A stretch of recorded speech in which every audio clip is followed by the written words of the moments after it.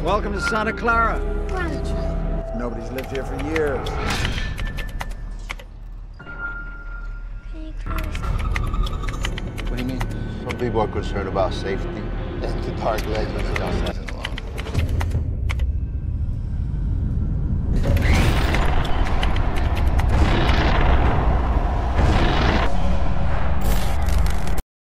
Film ini berlatar pada tahun 1992 di sebuah rumah susun tua yang terletak di Santa Clara, Kolombia.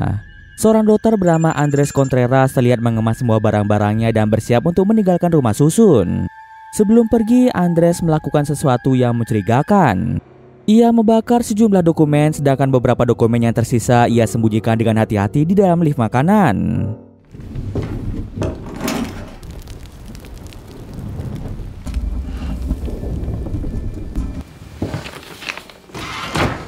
Di tengah aktivitasnya, Andres mendengar adanya suara bel rumah yang berbunyi. Namun ketika dicek, tidak ada seorang pun di sana.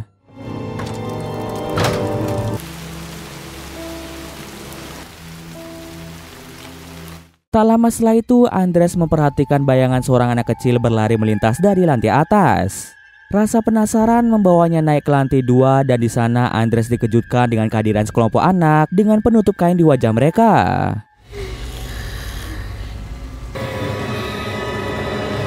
Setelah melihat kehadiran mereka tanpa alasannya jelas, Andres meminta maaf pada mereka sebelum akhirnya Andres dibunuh oleh anak-anak tersebut.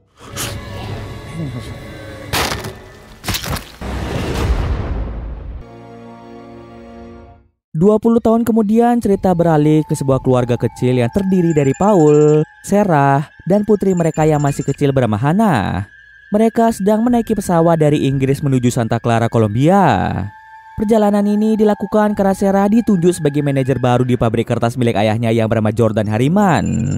Pabrik itu adalah bagian dari warisan keluarga, dan Jordan yang harus pergi ke Sao Paulo untuk urusan bisnis selama beberapa waktu mempercayakan semuanya pada Sarah. Sesampai di Santa Clara, keluarga kecil itu disambut hangat oleh Jordan. Oh, look at my granddaughter. Look at the size of you. Setelah berbincang sejenak, Jordan mengantar mereka ke tempat tinggal yang telah disiapkan, yaitu sebuah rumah susun tua yang menjadi bagian dari fasilitas kantor. Bangunan itu sudah lama tidak ditempati. Jordan dengan sengaja tidak menceritakan sejarah kelam rumah susun itu, termasuk insiden tragis yang terjadi 2 dekade sebelumnya ketika seorang dokter ditemukan tewas. Jordan berharap rumah susun itu dapat menjadi tempat tinggal yang nyaman selama mereka menetap di Santa Clara. Paul yang bekerja sebagai ilustrator dan fotografer sama sekali tidak mempermasalahkan kepindahan mereka. Dengan pekerjaannya yang dapat dilakukan secara online, Paul merasa nyaman bekerja di mana saja termasuk di lingkungan yang baru ini. Baginya, suasana tenang dan jauh dari keramaian kota besar bisa menjadi sumber inspirasi untuk pekerjaannya. Paul justru merasa berterima kasih pada Jordan karena mereka telah diberikan tempat tinggal yang cukup besar dengan fasilitas yang memadai. Baru saja sampai di rumah susun itu, Paul meminta Hannah untuk tersenyum karena dirinya akan mengambil beberapa foto Hannah di rumah baru mereka. The castle here. Hold it there. Sebelum meninggalkan rumah susun, Jordan memberitahu Sarah bahwa ia akan mengirim seorang pembantu rumah tangga untuk membantu mereka mengerjakan pekerjaan rumah. Pembantu itu dijadwalkan akan tiba pada keesokan harinya. Setelah memastikan semuanya berjalan dengan baik, Jordan berpamitan meninggalkan keluarga kecil itu untuk menikmati malam pertama mereka di rumah susun. How'd you like Hannah's house? Yeah, it's great. Nice. Hannah. Bye, Grandpa. Thank you. Tak terasa malam pun tiba. Paul terlihat sedang menidurkan Hannah di kamar tidur barunya. Sebelum meninggalkan kamar, Hannah dengan suara lembut meminta ayahnya untuk menutup lift makanan yang terletak di pojok ruangan. Lift makanan itu terbuka dan meskipun tampaknya tidak ada yang aneh, Hannah merasa ada sesuatu di dalamnya. Paul yang tidak ingin membuat putrinya khawatir segera menutup pintu lift tersebut. Keesokan harinya, Jordan mengajak Paul, Sarah, dan Hannah pergi ke pasar kota. Pasar itu sangat ramai dengan dipenuhi penduduk yang tengah mempersiapkan perayaan besar tahunan bernama La Fiesta de los Niños Santos. Perayaan ini memiliki makna mendalam bagi penduduk Santa Clara, sebuah penghormatan untuk mengenang masa kelam yang telah terjadi ratusan tahun yang lalu. Di tengah keramaian pasar, Jordan menjelaskan asal-usul perayaan itu kepada mereka. 500 tahun yang lalu, Santa Clara adalah kota miskin yang nyaris tidak memiliki sumber daya berharga. Namun para penjajah yang berambisi menguasai apapun untuk mendapatkan kekayaan datang dengan niat jahat. Mereka mengetahui satu-satunya hal berharga yang bisa diberikan oleh penduduk adalah perak. Karena itu, para penjajah menculik anak-anak dari keluarga lokal dan menjadikan mereka sebagai sandera. Mereka menuntut perak sebagai tebusan memaksa orang tua yang putus asa untuk menyerahkan apapun yang mereka miliki demi menyelamatkan anak-anak mereka. Warga Santa Clara dengan susah payah mengumpulkan perak, berharap upaya mereka cukup untuk menyelamatkan nyawa anak-anak mereka yang disekap di sebuah kuil.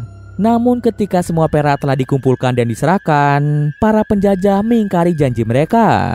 Bukannya membebaskan anak-anak itu, mereka membakar kuil hingga rata dengan tanah, mengakhiri hidup semua anak yang menjadi sandera. Tragedi itu meninggalkan luka mendalam bagi kota kecil ini dan menjadi sejarah kelam yang diwariskan dari generasi ke generasi. Kini setiap tahun La Fiesta de los Niños Santos digelar untuk mengenang peristiwa tersebut. Anak-anak mengenakan penutup kepala dan perban sebagai simbol dari para korban masa lalu. Setelah Jordan selesai bercerita, ia menurunkan Hana dari gendongannya sejenak untuk membayar barang-barang belanjaan. Tiba-tiba saja ada seorang anak dengan penutup kepala mencuri boneka kesayangan Hana. Hana yang tak ingin kehilangan boneka kesayangannya mencoba mencari pelakunya dengan menyelinap di antara kerumunan. Sementara itu, Jordan, Paul, dan Sarah yang sibuk mengemas barang-barang tidak menyadari bahwa Hana sudah tidak berada di dekat mereka. Ketika mereka menyadari Hana menghilang, mereka mulai mencarinya di tengah pasar. Beruntungnya mereka berhasil menemukan keberadaan Hana. Setelah kejadian itu, mereka memutuskan untuk segera kembali ke rumah susun setelah selesai berbelanja. Market. You can find almost every to celebrate something that happened. With sugar, yes. Sesampai di rumah, Jordan meminta Sarah untuk menemaninya ke pabrik kertas agar ia dapat menjelaskan tanggung jawab Sarah sebagai manajer baru. We don't produce our own whitener anymore. Okay. Sementara itu, Paul ditugaskan untuk menjaga Hana di rumah. Sambil menjaga Hana yang tengah bermain di taman, Paul iseng membuka laptop untuk memeriksa sejumlah foto yang diambil sejak mereka tiba di Santa Clara. Awalnya semua terlihat biasa saja, tetapi saat ia memperbesar salah satu foto Hana yang diambil di depan rumah, Paul sontak terkejut.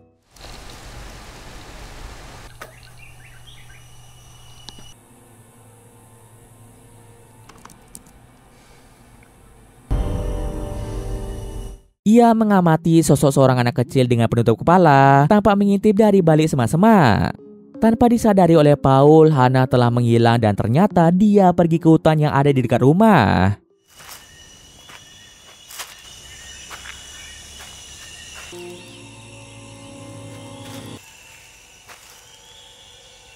Hana! Di hutan, Hana senang melihat bonekanya yang kembali. Namun saat Hana akan mengambil bonekanya, Paul malah datang untuk menggendongnya. Boneka yang sebelumnya ada di depan mata Hana tiba-tiba menghilang begitu saja. I thought you said someone took him. But I just saw him. There's nothing there, Hana. Setelah Paul membawa Hana pulang, datanglah seorang wanita bernama Catalina yang ternyata dia adalah pembantu rumah tangga yang dikirim oleh Jordan untuk membantu pekerjaan rumah. Tak terasa malam pun tiba dan suasana kota Santa Clara semakin meriah dengan persiapan puncak perayaan La Fiesta de los Niños Santos. Jordan mengajak Sarah dan Paul untuk menghadiri acara pertemuan dengan para partner bisnisnya yang kebetulan bertepatan dengan perayaan tersebut. Sementara Catalina ditugaskan untuk menjaga Hana di rumah. Hana goes to bed at 8:30. She's gonna... The fiesta, it's more about remembering our... Festival of the Children? Yeah, of the saints' children. Acara itu digelar di gedung megah di pusat kota. Jordan memperkenalkan Sarah dan Paul kepada beberapa rekan bisnisnya yang hadir.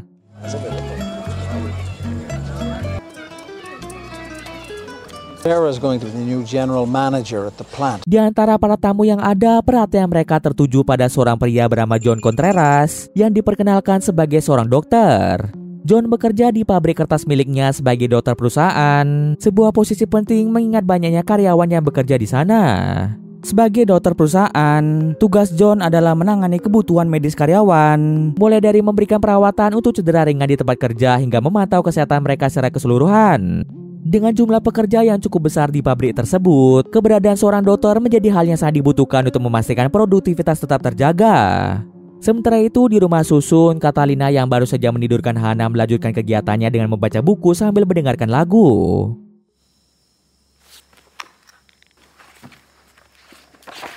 Tanpa sepengetahuan Catalina, Hana sempat berteriak histeris akibat pintu lift makanannya tiba-tiba terbuka dengan sendirinya.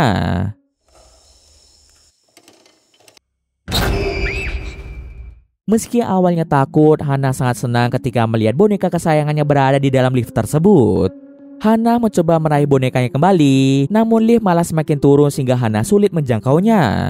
Dalam usahanya untuk mendapatkan kembali boneka itu, Hana terjatuh ke dalam lift makanan dan terperangkap di dalamnya.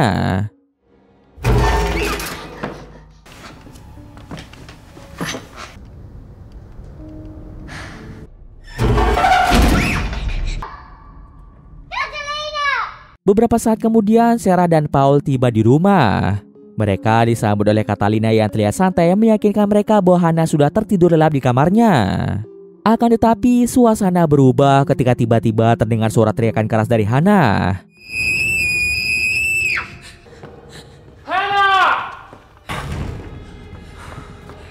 Paul dan Sarah yang panik segera mencari Hana di kamarnya. Awalnya mereka kebingungan mencari keberadaan Hana.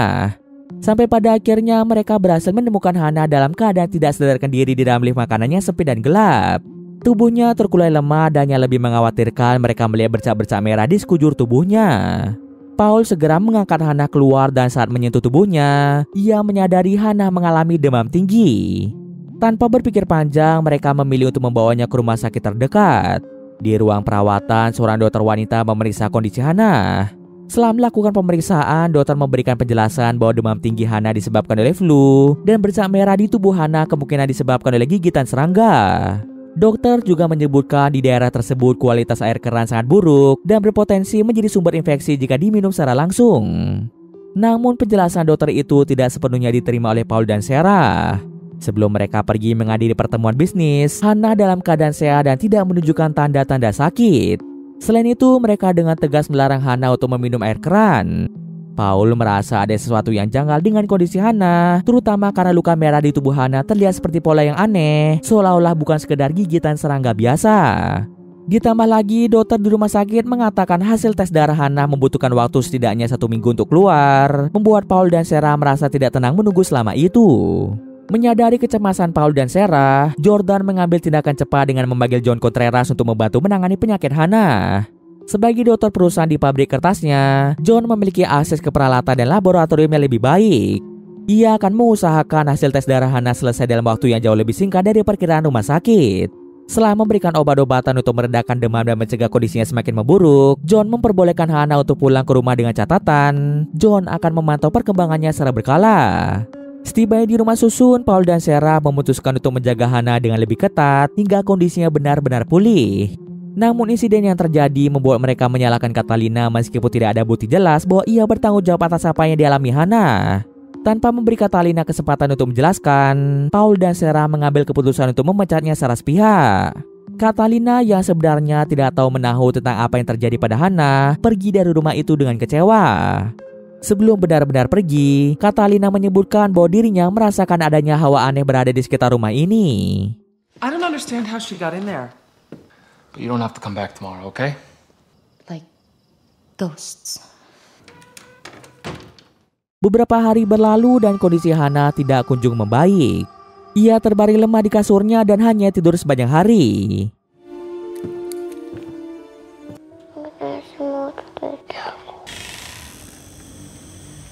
All day. Suatu pagi saat Sarah berada di pabrik kertas milik ayahnya untuk melanjutkan tugasnya sebagai manajer, tiba-tiba didatangi oleh John yang memberitahu hasil tes darah Hana sudah keluar. Hasil tes menunjukkan kondisi kesehatan Hana sebenarnya normal. Hanya saja Hana terjangkit virus yang menyerang sistem pencernaannya yang membuat tubuhnya lemas dan demam tinggi. Ia juga memberikan resep obat yang diyakini dapat mempercepat pemulihan Hana. John meyakinkan Sarah jika obat ini diberikan secara teratur, kondisi Hana akan membaik dalam kurun waktu 4 hari. Lalu Sarah bertemu dengan ayahnya yang memberitahu bahwa Jordan hari ini akan berangkat ke Sao Paulo untuk urusan bisnis. Jordan mempercayakan tanggung jawab penuh kepada Sarah untuk mengelola pabrik selama dirinya tidak ada. What they don't teach you at business school. Are you going to be all right when I go to Sao Paulo? Malam harinya, kekhawatiran mereka semakin memuncak ketika kondisi tubuh Hana menunjukkan tanda-tanda yang semakin memburuk. Why didn't you call me? Everything's gonna be okay, sweetie. Obat yang sebelumnya diberikan oleh John sama sekali tidak memberikan efek positif. Demamnya tak kunjung turun dan bercak-bercak merah di tubuhnya justru semakin parah, berubah menjadi luka yang menyerupai luka bakar. Paul dan Sarah merasa ada sesuatu yang jauh lebih serius dari sekedar virus usus seperti yang dikatakan oleh John sebelumnya. Oleh karena itu, Paul dan Sarah berencana untuk membawa Hannah kembali ke Inggris untuk mendapatkan perawatan medis yang tepat. Ketika malam semakin larut, Sarah pergi ke dapur untuk membuat sangkir teh demi menenangkan pikirannya, sementara Paul tetap berada di kamar untuk menjaga Hannah. Suasana yang tenang itu tiba-tiba berubah menjadi mencekam ketika listrik mendadak padam. Paul mencoba menenangkan dirinya, tetapi apa yang terjadi di depan matanya benar-benar membuatnya terkejut. Hannah yang sebelumnya terbaring lemah di tempat tidur kini berubah menjadi sosok yang menyeramkan. Wajahnya pucat dan entah dari mana ia mengenakan penutup kepala seperti yang biasa dipakai anak-anak dalam festival La Fiesta de los Niños Santos. Dia terus-menerus menyebut kata Okomahanea. Tak mengerti maksud dari ucapan itu, Paul malah mendengar suara teriakan Hannah dari luar rumah. Sarah yang juga mendengar teriakan itu melihat Hannah dikepung oleh sejumlah anak dengan penutup kepala.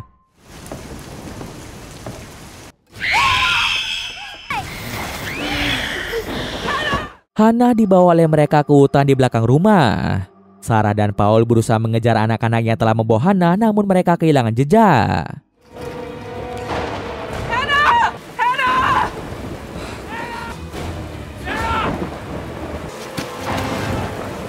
Setelah hilangnya Hannah, Paul dan Sarah melaporkan hilangnya Hannah pada pihak kepolisian. Selain melibatkan polisi, Sarah juga menghubungi Jordan untuk memberitahukan kabar buruk tersebut. Sarah dan Paul menceritakan semua yang terjadi pada polisi. Tim kepolisian akan melakukan pencarian di sekitar hutan, namun ini akan memakan waktu yang lebih lama mengingat hutan itu cukup luas. I'm saying it's a bit difficult to explain, but our daughter wasn't alone. Everything we're trying to find her, okay? Trust, with all of the lightning and darkness, it must be very disheartening. Paul yang tidak ingin diam begitu saja mengetahui Hannah menghilang dan sedang dalam bahaya, segera mencarinya. Paul sadar semua hal yang terjadi pada mereka ada kaitannya dengan hal-hal mistis seperti apa yang dikatakan oleh Catalina sebelumnya. Paul yakin Catalina mungkin memiliki petunjuk yang dapat membantu mereka menemukan Hannah. Ia meminta Sarah untuk tetap tinggal di rumah, berjaga-jaga jika ada kabar dari polisi, sementara ia sendiri akan meminta bantuan Catalina. Malam sudah larut ketika Paul tiba di rumah Catalina. Catalina yang baru saja pulang bekerja terkejut melihat Paul berdiri di depan pintunya. Setelah menjelaskan tentang hilangnya Hannah, Paul juga sempat mendengar kata-kata aneh Okomahanea yang diucapkan oleh salah satu anak misterius itu. Catalina membawa Paul ke sebuah tempat dan mengungkapkan kata Okomahanea memiliki arti air merah. Hanya ada satu tempat yang harus mereka datangi, yaitu gereja tua. Dahulu gereja itu pernah digunakan oleh masyarakat setempat untuk berdoa, memohon agar arwah anak-anak yang tewas dibakar oleh penjajah di masa lampau dapat beristirahat dengan tenang di alam sana. Sesampai di gereja, Catalina menjelaskan banyak patung dibuat dan diletakkan di dalam gereja sebagai simbol untuk menenangkan arwah anak-anak yang tewas dalam tragedi masa lalu. Selagi Catalina berbicara pada pastor di gereja itu, Paul berjalan di dalam gereja memperhatikan deretan patung anak-anak. Pandangan Paul teralihkan ketika ia melihat ada salah satu anak dengan penutup kepala yang berpura-pura menjadi patung melarikan diri dari gereja. Paul yang melihat anak itu melarikan diri segera mengejarnya untuk menanyakan di mana putrinya berada. Hingga tibalah dia di salah satu rumah penduduk.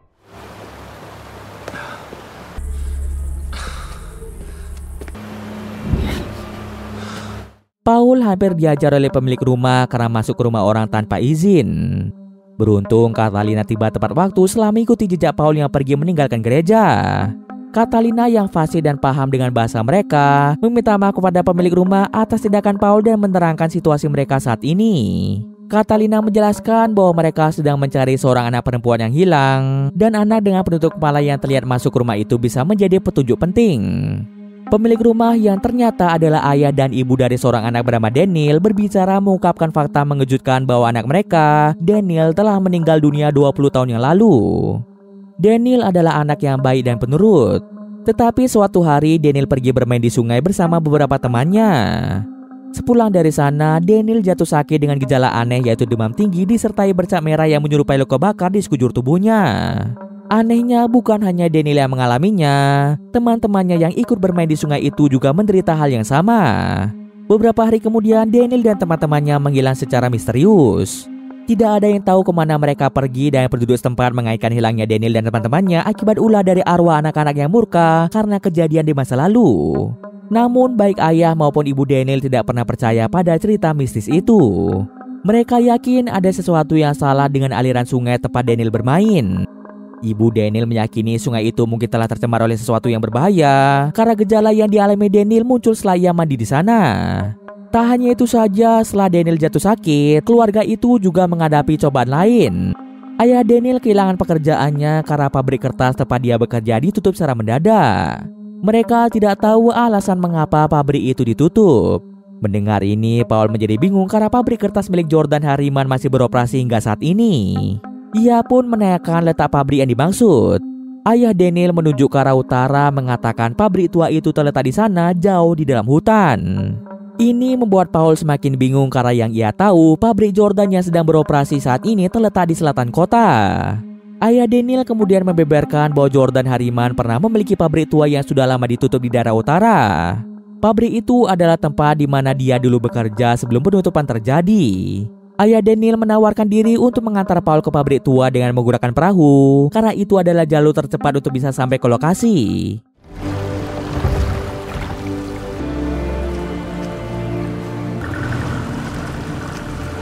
Paul merasa berterima kasih pada ayah Daniel dan berharap dirinya bisa menemukan Hannah di sana. Sementara itu di rumah, Sarah terus menunggu kabar dari pihak kepolisian sambil mengisi waktu dengan memeriksa beberapa gambar buatan Hannah.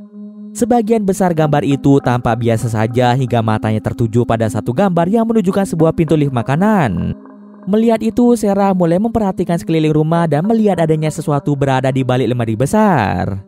Setelah lemari itu digeser, terdapat pintu lift makanan tua tersembunyi di baliknya. Rasa penasaran yang tinggi membuat Sarah membuka pintu lift makanan itu untuk mengecek apa yang ada di dalam sana.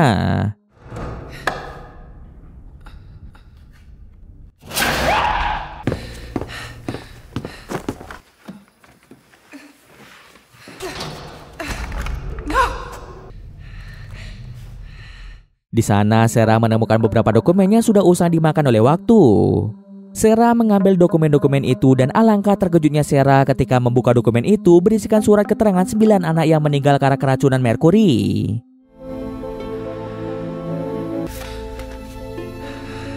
Yang membuat Sarah semakin terkejut adalah nama Andres Contreras tercantum sebagai dokter yang menangani kasus-kasus tersebut. Melihat adanya logo Harriman Group yang merupakan perusahaan milik ayahnya, Sarah bergegas pergi ke ruang arsip kantor untuk menggali lebih banyak informasi mengenai kematian 9 anak tersebut. Namun langkahnya terhenti ketika John Contreras, salah satu dokter di perusahaan itu, tiba-tiba muncul. John tampak heran mengamati Sarah ada di ruang arsip. Sarah langsung bertanya mengenai dokumen yang ia temukan di rumahnya. Ia mengungkapkan dokumen tersebut berisi catatan 9 anak yang meninggal akibat keracunan merkuri dan kondisi mereka sangat mirip dengan gejala yang dialami Hannah. John yang merasa terkejut dan bingung mengambil dokumen itu untuk diperiksa. Saat ia membaca dengan cermat, ia menyadari dokumen tersebut adalah catatan medis lama milik ayahnya, Andres Contreras, yang pernah bekerja sebagai dokter di Harriman Group pada tahun 1992. John menyampaikan bahwa Andres dulu bertanggung jawab menangani kesehatan para pekerja dan keluarga mereka yang tinggal di sekitar pabrik. Dokumen itu menunjukkan bagaimana ayahnya mencatat detail medis tentang anak-anak yang sakit dan akhirnya meninggal akibat keracunan merkuri. John juga mengakui sebagai dokter saat ini di Harriman Group, ia tidak pernah diberitahu tentang insiden ini. Ia merasa kasus ini mungkin telah ditutup-tutupi oleh pihak perusahaan. Namun John menyarankan agar Sarah berbicara langsung dengan Jordan Harriman, ayah Sarah selaku pemilik perusahaan, karena hanya Jordan yang dapat memberikan jawaban tentang apa yang sebenarnya terjadi. Mendengar saran tersebut, Sarah kembali ke rumah dan menunggu kedatangan Jordan yang dikabarkan sedang dalam perjalanan pulang dari Sao Paulo setelah mendengar berita hilangnya Hannah. Jordan akan tiba di rumah susun dalam beberapa jam lagi. Setelah sekian lama menunggu, Jordan akhirnya tiba di rumah susun. Tanpa menunggu lama, Sarah menunjukkan dokumen yang ia temukan dan bertanya apa yang sebenarnya terjadi pada tahun 1992, termasuk kasus kematian 9 anak yang terjangkit keracunan merkuri. Jordan menjelaskan pada tahun 1992, Harriman Group mengoperasikan sebuah pabrik tua di dekat aliran sungai yang digunakan oleh penduduk setempat. Pabrik tersebut menghasilkan limbah berbahaya termasuk merkuri yang tanpa sengaja mencemari sungai akibat kebocoran sistem pengelolaan limbah. Anak-anak yang sering bermain dan mandi di sungai itu mulai jatuh sakit termasuk Daniel, menunjukkan gejala seperti demam tinggi dan ruam kulit yang memburuk dalam waktu singkat. Mereka segera dirawat di rumah sakit tetapi kondisi mereka tak kunjung membaik. Beberapa dari mereka akhirnya meninggal dunia. Anak-anak yang tersisa lalu dipindahkan dari rumah sakit dan dibawa ke suatu tempat untuk dibunuh. Setelah itu jasad mereka dikubur di lokasi tersembunyi yang hingga kini tidak ada yang tahu. Untuk melindungi reputasi Harriman Group, Jordan harus mengambil suatu tindakan. Dia membayar sejumlah pejabat polisi setempat untuk menutup mulut dan tidak memberitahu para orang tua tentang kebocoran limbah yang terjadi di pabriknya. Jordan justru meminta polisi setempat untuk membantunya mengarang cerita yang akan menyelamatkan nama baik perusahaan. Jordan dan polisi yang dibayar memanfaatkan legenda lokal tentang arwah anak-anak yang murka akibat tragedi penjajahan ratusan tahun yang lalu. Mereka menyebarkan cerita bahwa 9 anak tersebut hilang karena diculik oleh arwah-arwah tersebut. Rumor itu dengan cepat menyebar dan dipercaya oleh sebagian besar penduduk, mengingat kisah mistis itu telah menjadi bagian dari budaya lokal selama beberapa generasi. Meskipun diliputi kesedihan, para orang tua dari anak-anak yang hilang tidak berdaya untuk mencari kebenaran lebih jauh. Hanya ayah dan ibu Daniel yang merasa ada sesuatu yang janggal. Mereka mencurigai air di sekitar sungai yang tercemar sebagai penyebab penyakit anak-anak. Tetapi mereka tidak memiliki bukti yang cukup untuk melawan Harriman Group dan aparat yang terlibat. Jordan menegaskan semua keputusan yang ia buat saat itu adalah demi melindungi ekonomi kota. Sebelum Harriman Group membuka pabriknya, tempat itu hanyalah desa nelayan kecil dengan tingkat kemiskinan yang tinggi. Dengan dibukanya perusahaan, banyak penduduk yang mendapatkan pekerjaan, mendapat layanan kesehatan, dan jaminan pensiun. Tanpa kehadiran Jordan, kota itu tidak akan pernah berkembang. Jika berita tentang limbah merkuri yang mencemari sungai tersebar, tidak hanya perusahaan yang akan hancur tetapi juga ekonomi seluruh kota. Mendengar ini, Sarah merasa marah dan tidak dapat menerima alasan ekonomi dan reputasi dijadikan pembenaran untuk menghancurkan kehidupan anak-anak yang tidak bersalah. Sarah menuduh Jordan sebagai penyebab penderitaan Hannah yang sekarang juga mengalami keracunan merkuri. Namun Jordan dengan tegas menyangkal tuduhan tersebut. Ia menjelaskan bahwa sejak insiden tahun 1992, perusahaan telah melakukan perombakan besar-besaran, termasuk penghapusan total penggunaan merkuri dalam proses produksinya. Ia bersikeras bahwa sungai sudah tidak lagi tercemar oleh limbah pabrik. Meski mendengar penjelasan itu, Sarah merasa ada yang tidak beres. Jika apa yang dikatakan Jordan itu benar, pasti ada alasan lain yang tersembunyi di balik semua yang terjadi. Di dalam benaknya, Sarah mulai berpikir anak-anak yang meninggal akibat keracunan merkuri tampaknya tidak bisa beristirahat dengan tenang dan kini menuntut pembalasan atas ketidakadilan yang mereka alami. Kemudian Sarah menanyakan kepada Jordan di mana sebenarnya mayat anak-anak disembunyikan. Lalu dibawalah Sarah menuju pabrik tua karena di sanalah semua anak-anak dikubur.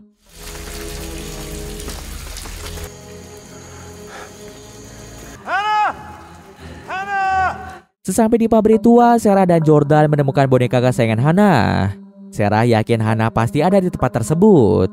Sarah dan Jordan memutuskan untuk berpencar agar pencarian menjadi lebih cepat. Sarah! Hannah, are you there? Saat Sarah menyusuri lorong-lorong pabrik, tiba-tiba ia bertemu dengan Paul yang kebetulan juga berada di sana untuk mencari putrinya. Sementara itu, Jordan yang lebih tahu seluk-beluk pabrik tua tersebut dengan cepat melewati celah-celah sempit yang dulunya menjadi jalur limbah pabrik. Namun langkahnya terhenti ketika arwah anak-anak yang tewas dibunuh Jordan datang menghadangnya.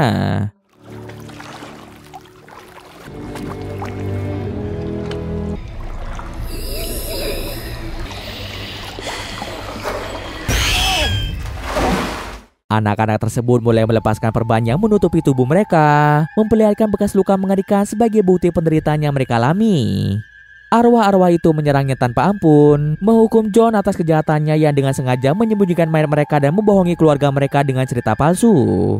Jordan memohon maaf dan mengakui kesalahannya karena telah menutupi kebenaran demi melindungi reputasi perusahaannya. Jordan berjanji akan melakukan apa saja untuk memperbaiki kesalahannya, meskipun itu harus mengorbankan dirinya sendiri. Tiba-tiba Jordan melihat Hannah yang tak sadarkan diri berada di sudut tempat itu. Jordan mendekati cucunya, memeluknya erat dan memohon maaf karena kesalahannya telah membahayakan hidup Hannah. Perlahan tetesan merkuri yang ada di tubuh Hannah tampak seperti hidup, mengalir keluar dari tubuhnya dan bergerak ke tubuh Jordan. Merkuri itu mulai terserap ke dalam tubuh Jordan, menginfeksinya dengan rasa sakit yang luar biasa. Jordan merasakan penderitaan yang sama seperti yang dialami anak-anak dulu, tetapi ia menerima itu sebagai bentuk penebusan atas semua kesalahannya. Ketika Jordan mengembuskan nafas terakhirnya, Hannah membuka matanya secara perlahan. Luka-luka di tubuh Hannah sudah hilang dan ia tampak kembali sehat seperti sedia kala. Sarah dan Paul yang menyaksikan perubahan ini merasa bahagia dan langsung memeluk Hannah dengan erat. Mereka berdua merasa sangat bersyukur karena Hana telah kembali dalam keadaan sehat dan selamat. Arwah anak-anak mulai mendekati Paul dan Sarah namun dengan raut wajah yang berbeda. Wajah mereka yang sebelumnya dipenuhi dengan kemarahan kini berubah menjadi senyuman. Arwah anak-anak itu memberi isyarat bahwa mereka akhirnya dapat beristirahat dengan tenang di alam sana. Dan cerita pun selesai. Oke, mungkin sekian dulu video kali ini. Jika ada kesalahan, mohon maaf. Oke, see you next video guys.